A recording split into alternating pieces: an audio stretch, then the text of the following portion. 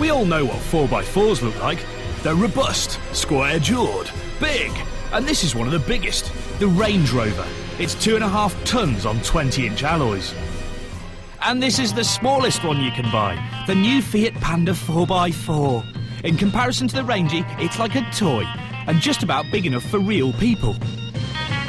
Now you might think that a four-wheel drive Panda is nothing more than a gimmick. It's a glorified ride-on lawnmower, more suited to trotting across somebody's wet lawn. But you'd be wrong, because this is a feisty little David, ready to slay off-road Goliaths. In fact, it's spoiling for a fight. According to Fiat, this car can tackle greater changes of slope than the mighty Range Rover. One of the things about four-wheel drives is the fact that they have these enormous overhangs, and it really limits their off-road performance. Let me demonstrate with my little baby Range Rover here. See, he's trotting around off-road and everything's cool until he tries to get up a slope from the flat. And if you watch, the front end digs in before the front wheels have a chance to get some purchase and drag him up the slope. Same thing happens if he tries to reverse up. Look, overhang, takes away the wheel's grip, and that's it, you're finished. If you look at the Range Rover, we can see it's going to be a problem because even though it's got trick air suspension and an adjustable ride height, it's got a honking great ass. The Fiat doesn't have either of those hindrances because the wheels are so close to the corners of the car. The short wheelbase also means that you minimise the risk of grounding out when you reach the crest of a peak. And Fiat also claim this car can climb a gradient of 50 degrees. That's 5 degrees better than the Range Rover.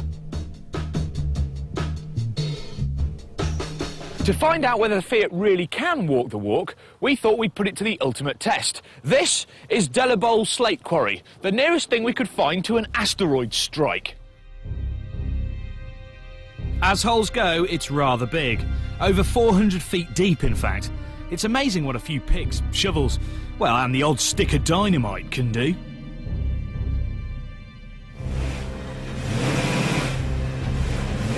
So which of these two is going to be able to dig their way out first? We'll start each car down here and see which is quickest to the top. First up went the Range Rover to set a benchmark time. It didn't take long to see why it's established itself as the king of off-road, with a low-range gearbox activated at the flick of a switch.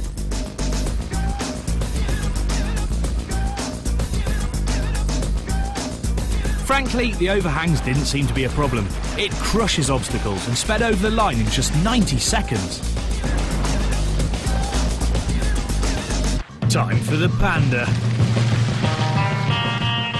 Under £10,000 versus 60. Oh dear. Now the old Fiat Panda 4x4, you remember that really square one, used to be really popular with the police in the Alps because it went places other cars just couldn't get in order to arrest alpine miscreants. And it's still got that kind of mountain goat vibe. It comes with a 1.2-litre 60 horsepower petrol engine. And no, that's not the bottom of the range, that is the range. But you can have 6 airbags, parking sensors, an electric sunroof, climate control and a CD player, just like on the 60 grand Range Rover. This is a real fight between the big boys and the little underdog. But I was a fat kid at school. I know what it means to be the underdog. Come on, Panda! Come on! Normally the Panda works in front-wheel drive, but if you lose traction, oil heats up in a special differential gearbox. This makes some friction plates expand and rub together, engaging the rear wheels. Et voila! 4-wheel drive. No buttons, no levers, just clever mechanics. Brilliant! The Range Rover might be a bit quieter and a hell of a lot less bouncy. But I actually think that the little Panda is going to be quicker. Now, mainly because it's just flying around. It's so much more manoeuvrable. Ooh, gosh. But then disaster struck. In the incline that the Range Rover crushed, the Panda was found wanting. Small overhangs or not, the Range Rover's trick 4-wheel drive system offers better traction. That last hurdle cost us 10 seconds. And victory. But remember, the Panda cost just over 9 grand.